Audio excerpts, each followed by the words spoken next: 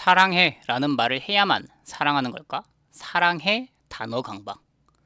사랑이라는 단어, 말, 표현을 해야만 가족 간이든 연인 간이든 뭐 진짜 사랑이 전달되는 거다 라는 강박이 좀 있는 것 같다. 불편하다. 어떻게 생각하니? 꼭 표현해야 한다는 의무감이 마음을 무겁게 짓누를 때가 있죠. 사랑이라는 말이 분명 좋은 표현이긴 하지만 유일한 정답이라고 생각하면 그때부터는 진심이 아니라 숙제처럼 느껴지기 마련이다.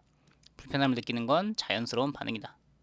말만 있는 게 아니다. 심리학자 게리 제프먼이 말한 5가지 언어만 봐도 말은 그중 하나일 뿐이다. 함께하는 시간, 뭐 가장 중요하겠죠. 말만 그렇고 이게 없는 것보단 당연히 이게 더 중요하겠죠. 묵묵히 같이 TV를 보거나 산책하는 것. 행동, 말없이 과일을 깎아다 주거나 상대가 귀찮아하는 집안일을 대신 해주는 것. 선물, 상대가 지나가듯 했던 말을 기억해 간식을 사오는 것. 스킨십, 등을 토닥여 주거나 손을 잡아주는 것. 우리나라 정서에서는 밥 먹었니? 라는 말이 사랑해보다 더 깊은 진심을 담고 있을 때가 많잖아요. 형식보다 중요한 건 맥락입니다. 억지로 쥐어짜낸 사랑이라는 말은 하는 사람도 어색하고 듣는 사람도 그 부담감을 고스란히 느낍니다. 오히려 말 한마디 없어도 서로의 존재를 존중하고 필요할 때 곁에 있어주는 태도가 사랑의 본질에 더 가까울 수 있어요. 말은 그저 그 마음을 보조하는 수단일 뿐이죠. 강박을 조금 내려놓아도 괜찮습니다. 말은 아낄수록 힘이 실린다. 매일 의무적으로 하는 말보다 정말 고마운 순간에 툭 튀어나오는 한마디가 더 큰 울림을 주기도 한다. 가족은 공기 같은 사이다. 눈에 보이지 않고 냄새도 없지만 우리를 살게 한다. 선명하게 드러내지 않아도 관계 속에 스며들어 있을 확률이 높다. 증명해야 하는 시험 문장이 아니라 자연스럽게 흐르는 기류 같은 거다. 가족들에게 진심을 제대로 전하고 싶은 책임감에서 온 것인지도 모른다.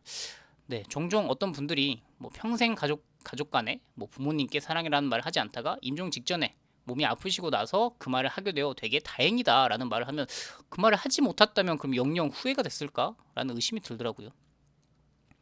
언어는 당연히 계속 변하게 마련이죠. 우리가 고려시대 사람과 의사소통이 될지 안 될지는 모르는 거죠.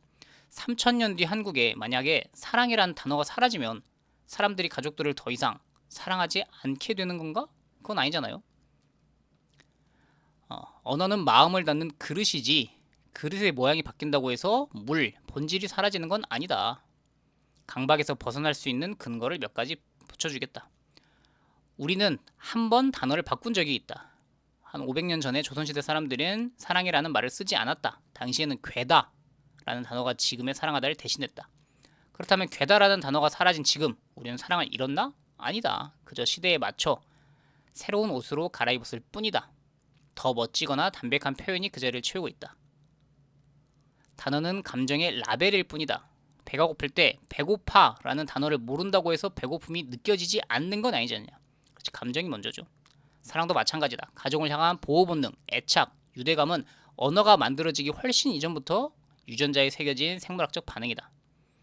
언어를 사용하지 않는 동물들도 예를 들면 강아지가 나를 사랑한다라는 걸 느끼시는 분이 있죠. 그러면 강아지에게 너는 나를 사랑해 라는 말을 표현하지 않았으니 이 사랑은 완성되지 않았어, 부족해 라고 말하는 것도 사실 이상하죠.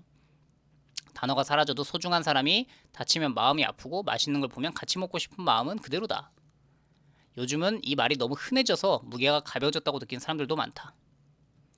만약에 3000년 뒤에는 굳이 말하지 않아도 눈빛, 뇌파, 그 시대만의 독특한 양식으로 마음을 전할지도 모른다. 오늘 날씨가 좋네 라는 평범한 말이 미래에는 지금의 사랑보다 훨씬 더 깊은 애정을 담은 문장으로 진화해 있을 수도 있다. 단어의 감옥에서 나오셔도 된다. 언어적 결벽증, 그 단어만이 정확한 감정을 전달할 수 있다 라고 하는 태도, 맞아요. 저는 그게 불편했습니다. 내 나름의 방식, 왜 물론 언어는 사회적인 약속이고 많은 사람들이 그 단어를 쓰기로 했으니 저 혼자서 사과를 가리켜서 이건 배야 라고 말하는 건 잘못됐다는 거 저도 압니다. 근데 이거는 어떤 사람과의 의사소통을 할 때 감정, 나의 상태, 기분을 제대로 전달하는, 그 사람에 대한 마음을 전달하는 방식이 꼭 하나만 있어야 된다라는 강박, 이 결벽증이 저도 불편했던 것 같습니다. 중요한 건 단어의 존재 유무가 아니라 그 단어가 비었을 때 어떻게 그 자리를 채우냐.